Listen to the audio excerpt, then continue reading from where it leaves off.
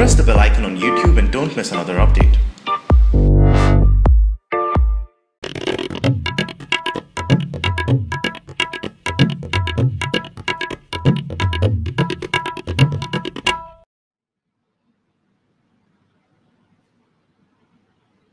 नमस्कार, आप सभी दर्शकों का आज के इस डायलॉग में पुनः स्वागत है। और हमारे साथ जुड़ चुके हैं श्री विनय कृष्ण चतुर्वेदी, जिन्हें हम तुफैल चतुर्वेदी के नाम से भी बेहतर तरीके से जानते हैं। नमस्कार तुफैल जी, कैसे हैं? प्रणाम प्रणाम, सब बढ़िया, कृपा आनंद। आज हम आपके जो विशेषज्ञता है उसका हम उपयोग करना चाहते हैं, और जो आपका, जिसको कहते हैं कि आपकी रिसर्च है, आपका शोध है इस्लाम में, उससे हम बेनिफिट लेना चाहते हैं, उससे हम लाभान्वित होना चाहते हैं। तो ये एक हमारा एक इस तरह से कह सकते हैं कि एक शॉर्ट इंट्रोडक्टरी कैप्सूल है, क्योंकि इसके आगे हमें बहुत सारी बात करनी है। तो इस इंट्रोडक्टरी कैप्सूल में मैं आपसे 2 सवाल पूछूंगा, और पहला सवाल मैं आपसे ये पूछूंगा कि क्या अरब के इस्लाम में और भारत के इस्लाम में कोई बुनियादी फर्क है? धन्यवाद। एक बेसिक बात समझने जैसी है, इस्लाम चाहे भारत का हो या चीन का हो या अरब का हो, उसका जो मूल है वो कुरान, हदीस, सुन्नत की परंपराएं और जो कुछ उनके आचार्यों का कथन है, तफसीर है, ये है। वो हर जगह एक ही हैं, वो कभी आउटडेटेड नहीं होंगी। इस्लाम की दृष्टि से वो सदैव के लिए तय कर दी गई हैं। मगर व्यवहार, ये मैं इस तरह से देखता हूं उसको कि जब हम पानी गर्म करने के लिए किसी बर्तन में रखते हैं तो वो तुरंत नहीं खोलने लगता। वो पहले हल्का हल्का सा उसमें गुनगुनापन आता है, गुनगुना होता है, फिर थोड़े बुलबुले उठने लगते हैं, फिर तेज बुलबुले उठते हैं, फिर खदकने लगता है, फिर भाप बनने लगता है। ये जो भाप बनना है, जिसे आप आईसिस और तालिबान से जोड़ सकते हैं, अगर इस्लाम के संदर्भ में बात करें तो आईसिस और तालिबान से जोड़ सकते हैं, यही असली इस्लाम है। भारत में अनपढ़ या कुपढ़ कहना चाहिए, जिन्होंने अपनी मर्जी से व्याख्या निकालनी है, उनके लिए इस्लाम बहुत अच्छा सांप्रदाय मजहब है और मुसलमान खराब है, जबकि बिल्कुल उल्टी बात है। मुसलमान वैसे ही हैं जैसे मैं और आप हैं। तो ये जो पानी खोलने का प्रोसेस है, एक लगातार चलने वाला प्रोसेस है। कई बार ये इस्लाम है, जैसे उत्तर प्रदेश के मुसलमानों के मुकाबले राजस्थान के मुसलमान अभी गुनगुने पानी वाली शक्ल में है। उत्तर प्रदेश में पानी खोलना शुरू हो गया है। अफगानिस्तान में वो भाप बन रहा है, आईसिस भाप बन रहा है। ये विभिन्न चरण हैं, मगर है लक्ष्य वही, पानी को भाप बनाना। असली इस्लाम वही है। ऐसे जैसे मोहम्मद अली जिन्ना के पिता का नाम पुंजा भाई था। पुंजा भाई मुसलमान ही थे, हिंदू नहीं थे। उनके दादा यानी जिन्ना के दादा ये हिंदू थे। उन्होंने मछली का व्यापार किया और उनके साथ के लोगों ने उनको त्याग दिया, इसलिए वो मुसलमान हो गए थे। तो वो उनके घर के नाम तक मुसलमानी नहीं थे। व्यवहार आज भी जो गुजरात के वोरा हैं उनमें हिंदू पर्सनल लगता है, क्योंकि वो वहीं के शुद्ध हुए, वहीं के भ्रष्ट हुए लोग हैं। तो भारत के इस्लाम में और अरब के इस्लाम में या कहीं के इस्लाम में भी मूल चरित्र का कोई अंतर नहीं है। व्यवहार के स्तर पर अभी वो प्रोसेस चल रहा है। आपको ऐसे मुसलमान मिल जाएंगे जो मंदिरों में जाते हैं, ऐसे मुसलमान मिल जाएंगे। मेरा मित्र है, वो मेरे साथ मंदिर में चला जाएगा, वो मुझसे ज्यादा जोर से होली खेलता है, मगर है वो उसी प्रोसेस में, और किस दिन वो भाप बनना शुरू हो जाएगा पानी, इसका कोई भरोसा नहीं। मूल चरित्र एक है, मगर है उसकी प्रक्रिया अभी चल रही है। जैसे मैं आपको एक उदाहरण और भी देना चाहूंगा। ये थोड़ा विवाद का विषय, क्योंकि इससे मत भिन्नताएं भी हैं। ठगों का भारत में उन्मूलन हुआ। मध्य भारत से मथुरा, वृंदावन, काशी लोग आते थे और पाया गया कि हजारों लोग गायब होने लगे, एकदम से पता ही नहीं लगता था। स्थिति इतनी बिगड़ गई कि जो महाराष्ट्र की तरफ से लोग आते थे वो अपने पूरे संबंधी कुटुंब के लोगों से मिलके विदा लेके कि पता नहीं लौटे या न लौटे करके आते थे।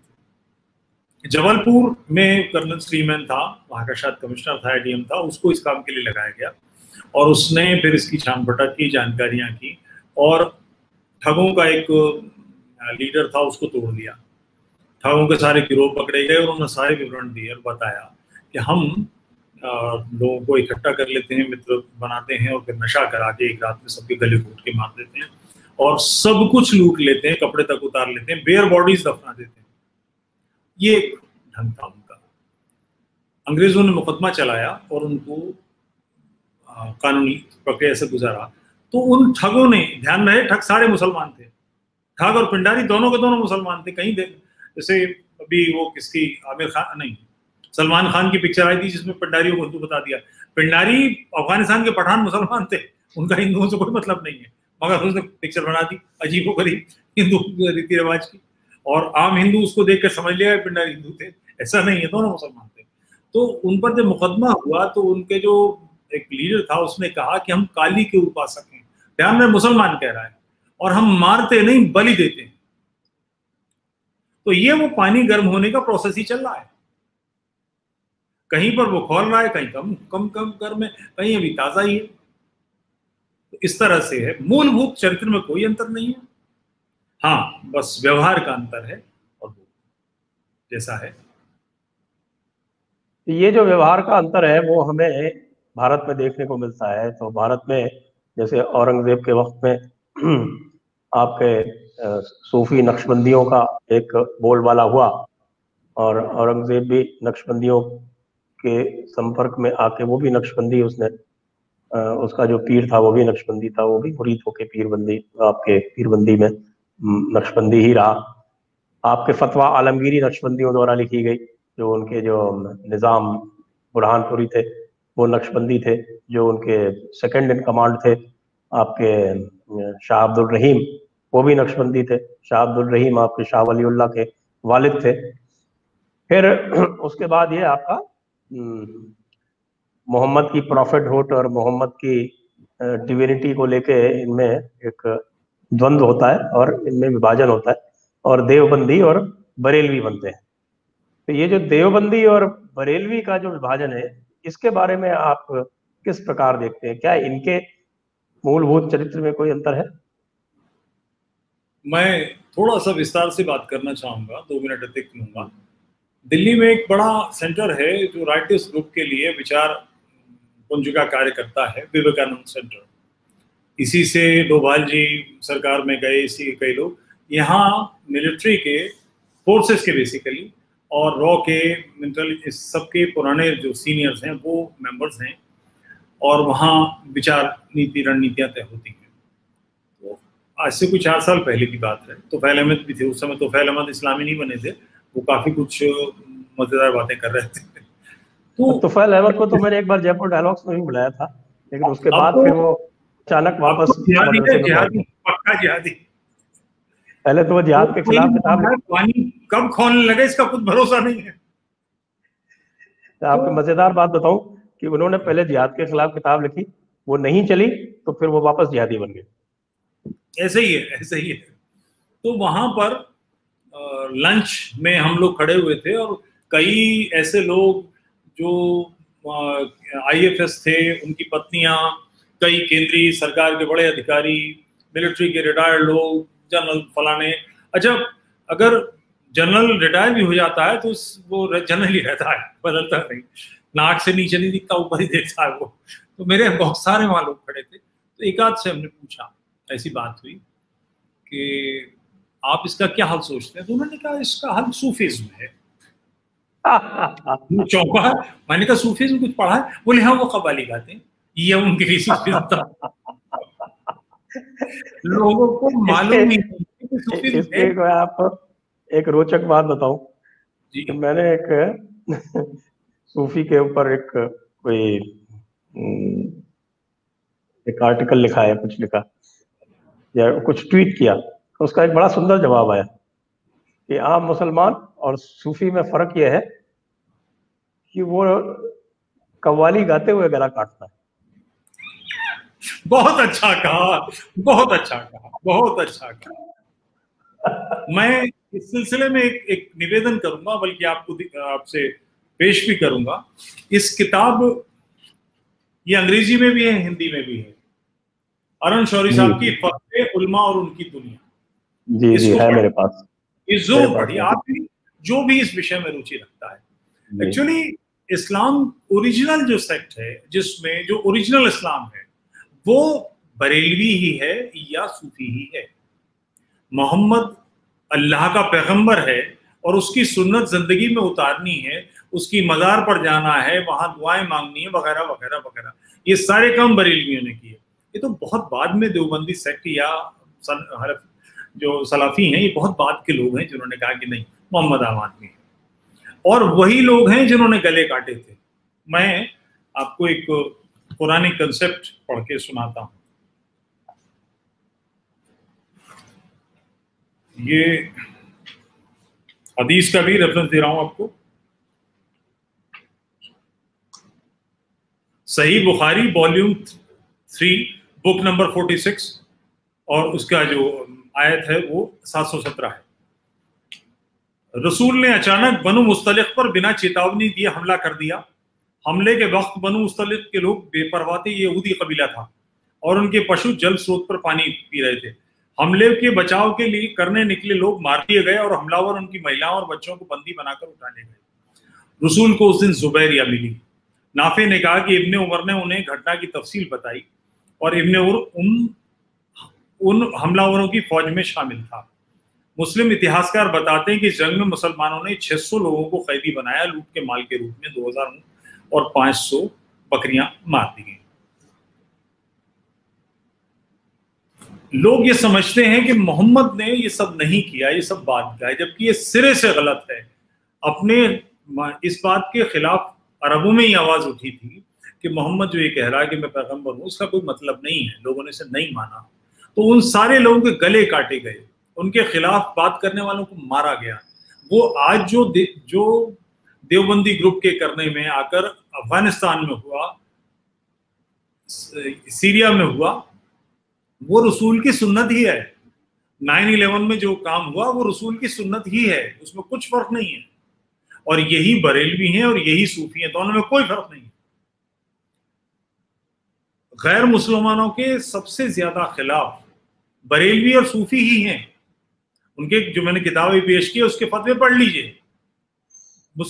हिंदुओं को नजेस, काफिर, बुरे से बुरे लफ्जों में याद करने वाले, नफरत के अहकामात, किन किन चीजों में से नफरत करनी चाहिए, इसके बाकायदा हुक्मनामे हैं बरेलवियों के। देवबंदी ये सब नहीं करते, वो इस्लाम को शुद्ध कर रहे हैं, हिंदुओं के उतने खिलाफ नहीं है। दोनों काफिरों से, दोनों मुशरिकों से, दोनों मुल्हिदों से, दोनों मुनकिरों के खिलाफ हैं, मगर देखते ही मार डालने वाली मानसिकता ये इनकी है। 1947 में पाकिस्तान बना, 14 अगस्त 1947। इसकी सारी लीडरशिप शिया थी या अहमदिया थी, और इन शिया और अहमदियाओं की जो पालकी ढो रहे थे वो ये बरेलवी थे। ये अहमद रजा खां और उसके दोनों बेटे यही थे सारे हिंदुस्तान में, जिन्होंने अफगानिस्तान से लेकर और बर्मा तक सारे में दौरे किए, भारतीय रियासतों में दौरे किए, मुसलमानों को भड़काया। शियों की नहीं सुनता था कोई उस समय, इनको इन्होंने भड़काया। और सबसे मजेदार बात यह कि तीनों बाप बेटे यहीं रह गए, इनमें से एक भी पाकिस्तान नहीं गया। अहमद रजा बरेलवी तो 1921 में फौत हो गए थे, लेकिन जो हामिद और मुस्तफा दोनों यहीं रह गए। और जो उनके उस वक्त जो सबसे बड़े पीर हुआ करते थे, नूरुद्दीन मुरादाबादी, वो भी एक बार जाके और वहां पे देखा कि हमारी तो चल नहीं रही है। जो उन्होंने एक 11 सूत्री कार्यक्रम चलाया था, वो जिन्ना ने और किसी ने उसको फॉलो नहीं किया। देवबंदी और अबुल अला मौदूदी वो ज्यादा वहां फैल गए, तो ये सारे के सारे परचम समेट के वापस आ गए। ये मजेदार बात है। तो लोग इस्लाम के प्रॉब्लम का या आतंकवाद की या जिहाद की मानसिकता की प्रॉब्लम का हल सूफिज्म समझते हैं। उन्हें ये पल्ले ही नहीं पड़ता कि जो जिहाद की मानसिकता है वो बेसिकली सूफिज्म ही है, वो बरेलवियत ही है, उससे बाहर नहीं है, वही है ओरिजिनल मानसिकता। औरंगजेब सूफिज्म का सबसे अच्छा उदाहरण है।